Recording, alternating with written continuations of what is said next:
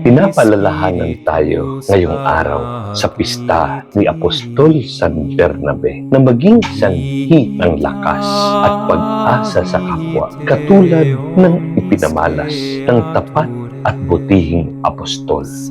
Sino nga ba si San Bernabe na itinuturing na dakila dahil sa kanyang kapuri-puring pamamahagi ng handog na pananampalataya?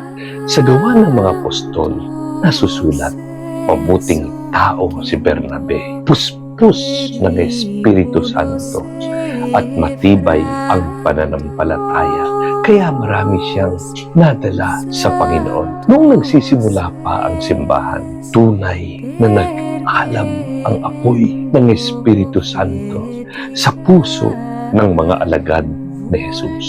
Sabi sa Biblia, sumasa kanila ang kapangyarihan ng Panginoon at maraming naniwala at nanalig sa Panginoon. Itinangi at hinaan si Bernabe dahil sa kanyang malalim na pagtitiwala, udyok ng Espiritu Santo. Ayon sa tradisyon, si Bernabe ay hindi kasama sa orihinal na 12 apostol. Ngunit siya ay pinagkalooban ng titulong apostol ni San Lucas at ng mga alagad dahil sa kanyang importanteng misyon sa labas ng Jerusalem. Siya ay isang Hudyo o Levita mula sa Chipre na may totoong pangalan na Jose. Ang mga apostol mismo ang nagbigay sa kanya ng pangalang Bernabe, na ang ibig sabihin, anak ng panghihikayat, dahil sa kanyang kaaya-ayang disposisyon at kapanipaniwalang buhay.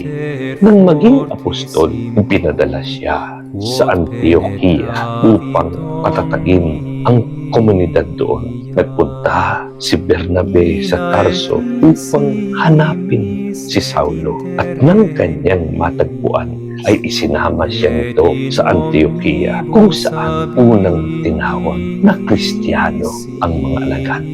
Magkasama nilang ipinalaganap ang mabuting balita sa Chipre at Asia Minor. Ngunit humiwalay siya kay Pablo at nagbalik sa Chipre di kalaunan.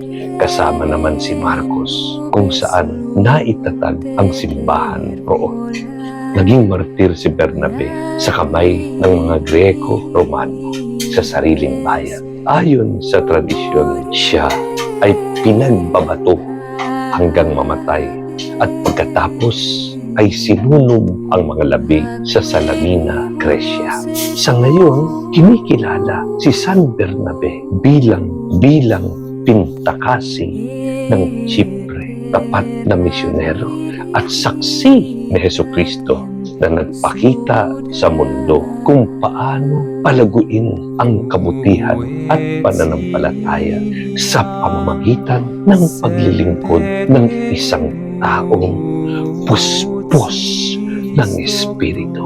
Ang buhay ni San Bernabe ay tunay na halimbawa ng bukas loob na paglilingkod sa pamamagitan ng pagbabahagi ng tinanggap na handog mula sa Panginoon.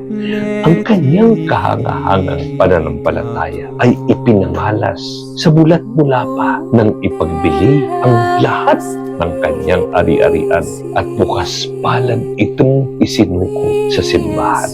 Pinatunayan niya sa mundo na ang seguridad ng tunay na alagad ni Jesucristo ay wala sa mga material na bagay o pag-aari, kundi nasa malalim na pagtitiwala sa Diyos.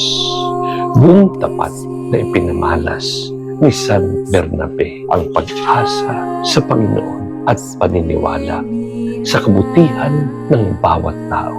Siya lang ang nagtiwala at mismong umanap kay Pablo upang ipakilala ito sa mga alagad sa kabila ng kanilang pagdududa.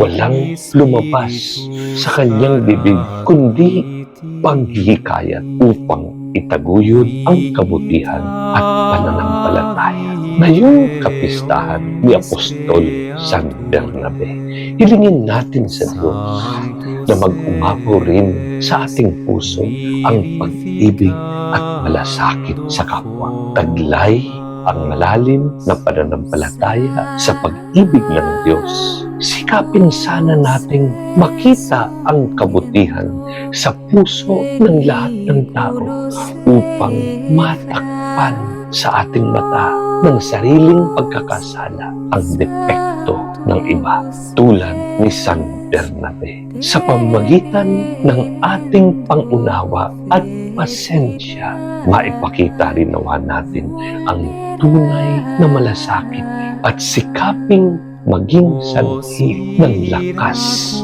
at pag-asa para sa iba. God bless you.